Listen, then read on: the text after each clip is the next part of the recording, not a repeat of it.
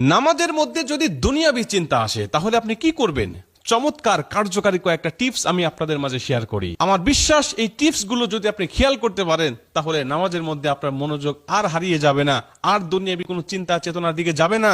নামাজ শুরু হবে একমাত্র আল্লাহ পাকের ধ্যানে, আল্লাহ পাককে সন্তুষ্ট করার জন্য যেভাবে নামাজ পড়ার দরকার ওই নামাজটা আপনার সেভাবেই আল্লাহর দরবারে কবুল হবে। নামাজের মধ্যে যদি আপনার মনোযোগ না থাকে, এই নামাজ শুধু সময় নষ্ট করে আপনি পড়তেছেন, এই নামাজ কিয়ামতের ময়দানে কোনো প্রতিদান আপনাকে দিবে না। আল্লাহ পাক বলেন, ক্বাদ আফলাহাল মুমিনুন আল্লাযীনা হুম ফি সলাতিহিম খাশিউন। সফল ব্যক্তি হলো তারা, সফল মুমিন তারা যারা খুশু খুশুর সাথে নামাজ আদায় করে। এজন্য আপনার নামাজের মধ্যে মনোযোগটা ধরে রাখতে হবে, খুশু খুশুর সাথে নামাজটা আদায় করতে হবে। আর এটা পড়ার জন্য সবচেয়ে প্রথম নম্বর কার্যকারী টিপস হলো আপনি নামাজের মধ্যে যে দোয়াগুলো পাঠ করবেন, যে সূরাগুলো কেরাতগুলো আপনি পাঠ করবেন, যা পাঠ করবেন এটার অর্থগুলো জেনে জেনে বুঝে বুঝে আপনি পাঠ করার চেষ্টা করবেন। আপনি নামাজ পড়ার জন্য যে কয়েকটা সূরা আপনি পড়েন, 5-6টা সূরা আপনি পড়েন, এই 5-6টা সূরা আপনি অর্থ সহ আপনি মুখস্থ করে নেন। সূরা ফাতিহার অর্থটা কি, আপনি যখন আলহামদুলিল্লাহি রাব্বিল আলামিন পড়ছেন এর অর্থটা কি, অর্থের দিকে আপনার খেয়াল চলে যাবে। আপনি অর্থের দিকে যদি খেয়াল করতে পারেন দুনিয়াবি চিন্তা আপনার অন্তরে আসবে কেমন করে। 2 নম্বরে, আপনি যখন যে ওয়াক্তের নামাজ পড়বেন মনে করবেন এটা হলো আমার বিদায়ী নামাজ, এই ওয়াক্তের নামাজের পরে আমি দুনিয়া থেকে বিদায় নিয়ে চলে যাব, এটা আমার জীবনের শেষ নামাজ। আর শেষ নামাজ মনে করে যখন আপনি কোনো নামাজ পড়বেন ওই নামাজে কখনো দুনিয়াবি টেনশন আসবে না। কারণ আপনি ভাবতেছেন যে নামাজ পড়ে মারা যাব, আমার সংসারের টেনশন করে লাভ কি, আমার দুনিয়াবি ব্যবসা বাণিজ্য টেনশন করে লাভ কি, আমি তো মারা যাচ্ছি। অতএব এই নামাজটা আমার এত কোয়ালিটি ফুল করতে হবে, আমার নামাজের কোয়ালিটি দেখে আমার জীবনে যত অপরাধ ছিল, যত অন্যায় ছিল, আমার আল্লাহ সব অন্যায়গুলো মাফ করে দিয়ে এই নামাজের মাধ্যমে আমাকে বেগুনা মাসুম করে দেবে। এরকম কোয়ালিটি সম্পন্ন নামাজ আপনাকে পড়তে হবে বিদায়ী নামাজ মনে করে, যে এটাই আমার জীবনের শেষ বিদায়ী নামাজ। 3 নম্বরে, অজু করবেন নামাজের আগে উত্তম রূপে। প্রয়োজনে নামাজের আগে আপনি মেসওয়াক করবেন, অজুর আগে মেসওয়াক করে নেবেন। কারণ যে কোনো আমল মেসওয়াক করার কারণে আল্লাহ পাক অনেক গুণে তার সওয়াবটা বাড়িয়ে দেয়। আর আপনি যখন মেসওয়াক পড়ে যখন আপনি নামাজটা শুরু করবেন, মেসওয়াক করে যখন আপনি ওযুটা করবেন, এই মেসওয়াক করার কারণে হাদিসে বর্ণিত প্রায় 44টি উপকারের কথা রাসূল সাল্লাল্লাহু আলাইহি ওয়াসাল্লাম বলেছেন।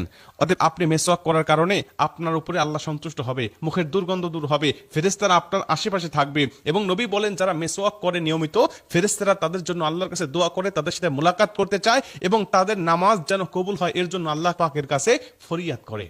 অতএব আপনি যখন মেসওয়াক করবেন শয়তানের ওয়াসওয়াসা থেকে আল্লাহ আপনাকে হেফাজত করবে। অতএব নামাজের মধ্যেই শয়তান আপনাকে কোনো ধোঁকা দিতে পারবে না। মেসওয়াকের অনেক ফজিলত রয়েছে, যদি আমি আপনাদের মাঝে বর্ণনা করি ঘন্টার পর ঘন্টা চলে যাবে। হাদিসে বর্ণিত মেসওয়াকের যত ফজিলত আছে এগুলো বর্ণিত করে বর্ণনা করে শেষ করা সম্ভব হবে না। 4 নম্বরে, যখনই নামাজের মধ্যে আপনার মনোযোগটা ছুটে যাবে, মনোযোগটা চলে যাবে, ঠিক তখনই আপনি এই মনোযোগটা ফিরিয়ে আনার চেষ্টা করবেন। মনে রাখবেন, নামাজে মনোযোগ হারিয়ে যাওয়া এটা দোষের কোনো বিষয় নয়। নামাজের মধ্যে শয়তান আপনার মনোযোগটা নিয়ে চলে যেতে পারে, কিন্তু আপনাকে ওই চলে যাওয়ার পরে আপনি ওই চিন্তাই করতে আসেন, শয়তান মনোযোগ নিয়ে চলে গেছে, আপনি আর তার কাছ থেকে মনোযোগটা ফিরিয়ে আনতেছেন না।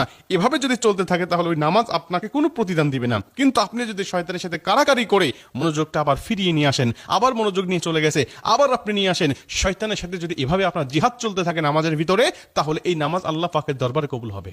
আমরা জানি নামাজ মূলত 5 প্রকার, এর ফলাফলটাও 5 প্রকার। প্রথম নম্বর নামাজি হলো তারা যারা নামাজ পড়ে, কি পড়ে, শুরু থেকে শেষ পর্যন্ত কোনো দিক খেয়াল করে না, শয়তান মন নিয়ে চলে গেছে কিন্তু সেটা আর ফিরিয়ে আনার চেষ্টা করে না। নবীজি বলে এই নামাজ তাকে কোনো রকম প্রতিদান দিবে না। 2 নম্বরে, যদি শয়তান মনোযোগ নিয়ে চলে যায় কিন্তু ও যদি ফিরিয়ে নিয়ে আসে, এই নামাজ আল্লাহ পাকের দরবারে তাকে প্রতিদান দেওয়াবে। এই নামাজের প্রতিদান আল্লাহ পাক নিজের হাতে দান করবে, কারণ শয়তানের সাথে যে জিহাদ করেছে, শয়তান নিয়ে চলে গেছে কিন্তু শয়তান আবার তাকে মনোযোগটা ফিরিয়ে দিতে বাধ্য হয়েছে, কেন সে মনোযোগটা ফিরিয়ে নিয়ে এসেছে। 3 নম্বর নামাজি হলো শয়তান যখন দেখে যে বারবার এইভাবে মনোযোগ নিয়ে যাওয়ার পরে আবার নিয়ে আসে, তখন 3 নম্বরে ওই ব্যক্তির কাছ থেকে শয়তান আর মনোযোগ নিয়ে যায় না, ও ব্যক্তিকে বাদ দিয়ে শয়তান অন্য কারো কাছে যায়। কারণ শয়তান দেখে যে এর কাছ থেকে মনোযোগ নিয়ে আর এক স্থির রাখা যায় না, আবার নিয়ে যায়, তো এর পিছনে সময় নষ্ট করে লাভ কি, অন্য কাউকে বোকা বানাই।